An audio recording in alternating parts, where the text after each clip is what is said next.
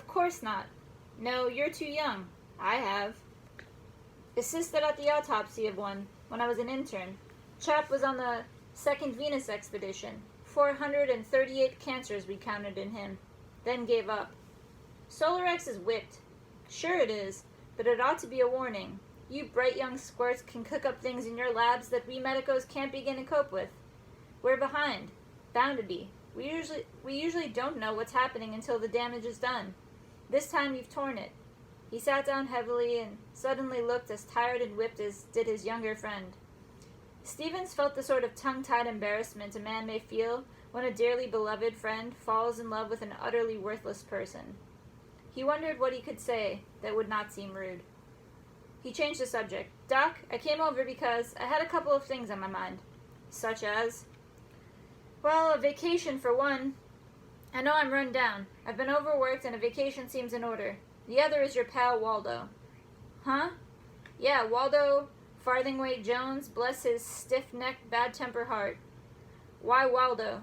You haven't suddenly acquired an interest in myasthenia gravis, have you? Well, no. I don't care what's wrong with him physically. He can have hives, dandruff, or the galloping never-get-overs for all I care. I hope he has. What I want is to pick his brains. So, I can't do it alone. Waldo doesn't help people. He uses them. You're his only normal contact with people. That is not entirely true. Who else? You misunderstand me. He has no normal contacts. I am simply the only person who dares to be rude to him. But I thought, never mind. Do you know, this is an inconvenient setup. Waldo is the man we've got to have. Why should it come about that a genius of his caliber should be so unapproachable, so immune to ordinary social demands? Oh, I know his disease has a lot to do with it, but why should this man have this disease? It's an improbable coincidence. It's not a matter of his infirmity, Grimes told him. Or rather, not in the way you would put it. His weakness is his genius, in a way. Huh? Well, Grimes turned his sight inward, let his mind roam back over his long association, lifelong, for Waldo, with this particular patient. He remembered his subliminal misgivings when he delivered the child.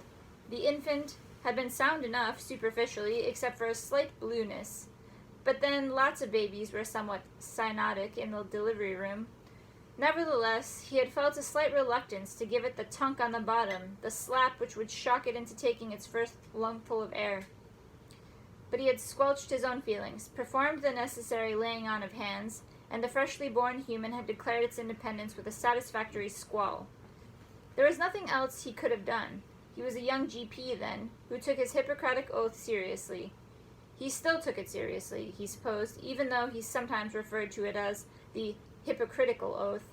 Still, he had been right in his feelings. There had been something rotten about this child.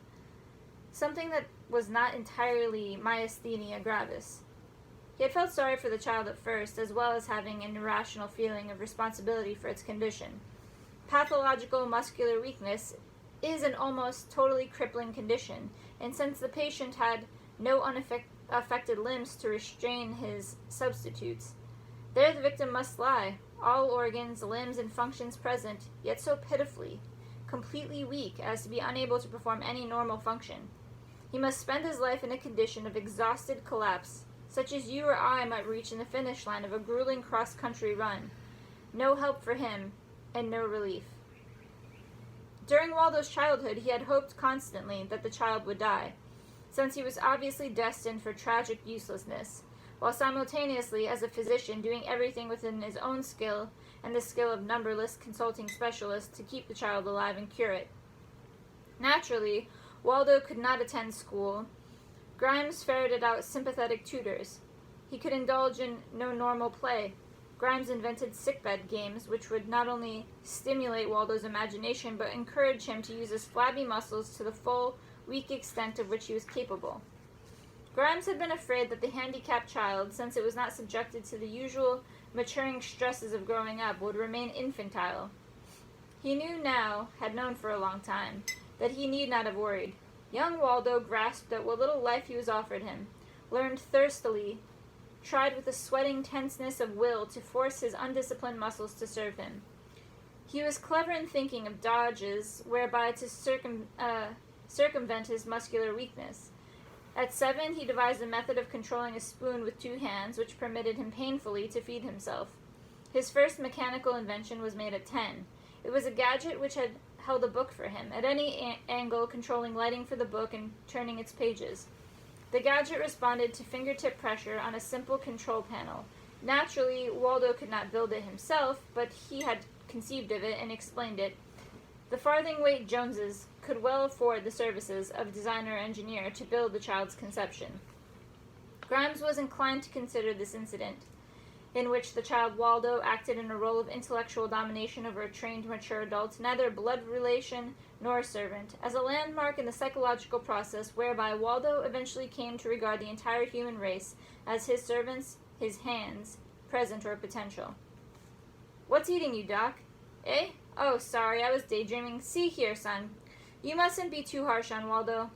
I don't like him myself, but you must take him as a whole." "You take him." "Shush. You spoke of needling his genius. He wouldn't have a genius if he had not been crippled.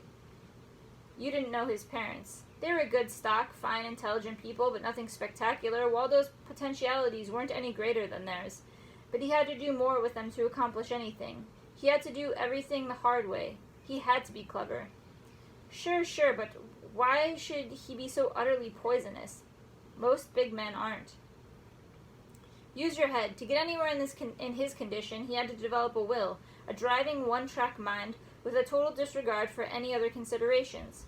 What would you expect him to be but stinking selfish? Well, never mind. We need him, and that's that." "Why?" Stevens explained. "It may plausibly be urged that the shape of a culture, its mores, evaluations, family organizations, eating habits, living patterns, pedagogical methods, institutions, forms of government, and so forth, arise from the economic necessities of its technology. Even though the thesis be too broad and much oversimplified, it is nonetheless true that much which characterized the long peace which followed the constitutional establishment of the United Nations grew out of the technologies which were hothouse forced by the needs of the belligerents in the War of the 40s. Up to that time, broadcast and beamcast were used only for commercial radio, with rare exceptions. Even telephony was done almost entirely by actual metallic connections from one instrument to another. If a man in Monterey wished to speak to his wife or partner in Boston, a physical copper neuron stretched bodily across the continent from one to the other. Radiant power was then a hop dream, found in Sunday supplements and comic books. A concatenation, no, a meshwork of new developments was necessary before the web of copper covering the continent could be dispensed with. Power could not be broadcast economically. It was necessary to wait for the coaxial beam, a direct result of the imperative military shortages of the Great War. Radio telephony could not replace wired telephony until ultra-microwave techniques made room in the ether, so to speak, for the traffic load.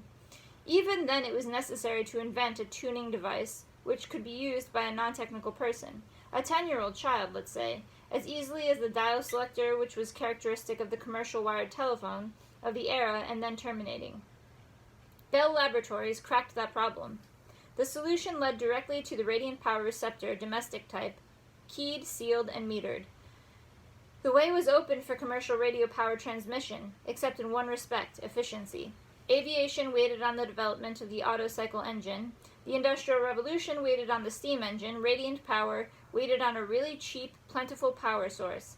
Since radiation of power is inherently wasteful, it was necessary to have power cheap and plentiful enough to waste. The same year brought atomic energy. The physicists working for the United States Army, the United States of North America, had its own army then, produced a super explosive. The notebooks recording their tests contained, when properly correlated, everything necessary to produce almost any other sort of nuclear reaction, even the so-called solar phoenix, the hydrogen-helium cycle, which is the source of the sun's power. Radiant power became economically feasible and inevitable. The reaction whereby copper is broken down into phosphorus, silicon-29, and helium-3, plus the generating chain reactions, was one of the several cheap and convenient means developed for producing unlimited and practically free power. Of course, Stevens included none of this in his explanation to Grimes. Grimes was absent-mindedly aware of the whole dynamic process. He had seen radiant power grow up, just as his grandfather had seen the development of aviation. He had seen the great transmission lines removed from the sky, mined for their copper. He had seen the heavy cables being torn from the dug-up streets of Manhattan. He might even recall his first independent unit, radio telephone, with its somewhat disconcerting double dial. He had gotten a lawyer in Buenos Aires on it when attempting to reach his neighborhood delicatessen. For 2 weeks he made all his local calls by having them relayed back from South America before he discovered that it made a difference which dial he used first. At that time, Grimes had not yet succumbed to the new style in architecture. The London plan did not appeal to him. He liked a house above ground, where he could see it. When it became necessary to increase the floor space in his offices, he finally gave in and went subsurface. Not so much for the cheapness, convenience, and general all-around practicability of living in a tri-condition cave, but because he had already become a little worried about the possible consequences of radiation pouring through the human body. The fused earth walls of his new residence were covered with lead. The roof of the cave had a double thickness. His hole in the ground was as near radiation-proof as he could make it. The meat of the matter, Stevens was saying, is that the delivery of power to transportation units has become erratic as the devil. Not enough yet to tie up traffic, but enough to be very disconcerting, and there have been some nasty accidents. We can't keep hushing them up forever. I've got to do something about it. Why? Why? Don't be silly. In the first place, as traffic engineer for Napa, my bread and butter depends on it. In the second place, the problem is upsetting in itself. A properly designed piece of mechanism ought to work all the time, every time. And these don't, and we can't find out why not. Our staff mathematical physicists have about reached the babbling stage. Grimes shrugged. Stevens felt annoyed by the gesture. I don't think you appreciate the importance of this problem, Doc. Have you any idea of the amount of horsepower involved in transportation? Counting both private and commercial vehicles and common carriers, North American Power Air supplies more than half the energy used in this continent. We have to be right. You can add to that our City Power affiliate. No trouble there yet, but we don't dare think what a City Power breakdown would mean. I'll give you a solution. Yeah? Well, give. Junk it. Go back to oil-powered and steam-powered vehicles. Get rid of these damned radiant-powered death traps. Utterly impossible. You don't know what you're saying. It took more than 15 years to make the changeover, and now we're geared to it. Gus, if Napa closed up shop, half the population of the Northwest Seaboard would starve, to say nothing of the Lake States and the Philly-Boston axis. Humph. Well, all I've got to say is that that might be better than the slow poisoning that is going on now. Stevens brushed it away impatiently. Look, Doc, nurse a bee in your bonnet if you like, but don't ask me to figure it into my calculations. Nobody else sees any danger in radiant power. Grimes answered mildly. The point is, son, they aren't looking in the right place. Do you know what the high jump record was last year? I never listen to the sports news. Might try it sometime. The record leveled off at 7'2", about 20 years back. Been dropping ever since. You might try graphing athletic records against radiation in the air, artificial radiation. Might find some results that would surprise you. Shucks, everybody knows there's been a swing away from heavy sports. The sweat and muscles fad died out, that's all. We've simply advanced into a more intellectual culture. Intellectual hogwash. People quit playing tennis and such because they're tired all the time. Look at you, you're a mess. Don't needle me, Doc. Sorry, but there has been a clear deterioration in the performance of the human animal, and if we had decent records on such things, I could prove it. But any physician who's worth his salt can see it. If he's got eyes in him and isn't wedded to a lot of fancy instruments. I can't prove what causes it, not yet, but I've a damned good hunch that it's caused by the stuff you peddle. Impossible. There isn't a radiation put on the air that hasn't been tested very carefully in the biolabs. We're neither fools nor knaves. Maybe you don't test them long enough. I'm not talking about a few hours or a few weeks. I'm talking about the cumulative effects of years of radiant frequencies pouring through the tissues. What does that do? Why, nothing, I believe. You believe, but you don't know. Nobody has ever tried to find out. For instance, what effect does sunlight have on silicate glass? Ordinarily, you would say none. But you've seen desert glass. That bluish lavender stuff, of course. Yes, a bottle turns colored in a few months in the Mojave Desert. But yet, have you ever seen the window panes in the old houses on Beacon Hill? I've never been on Beacon Hill. Okay, well, then I'll tell you. Same phenomena, only it takes a century or more in Boston. Now tell me, you savvy physics, could you measure the change taking place in those Beacon Hill windows? Probably not.